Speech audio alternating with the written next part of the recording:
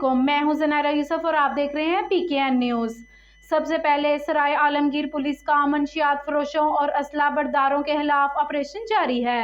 अबू बकर सईद की report. DSP सराय Alamgir circle गुलाम मोहम्मद गुज्जर की ज़ेर निगरानी SHO थाना सिटी सराय आलमगीर गुलाम मुर्तज़ा ने अपनी पुलिस टीम के हमरा 2 मुख्तलिफ कार्रवाइयों में मंशियात फरोशों और असला बरदार को गिरफ्तार कर लिया।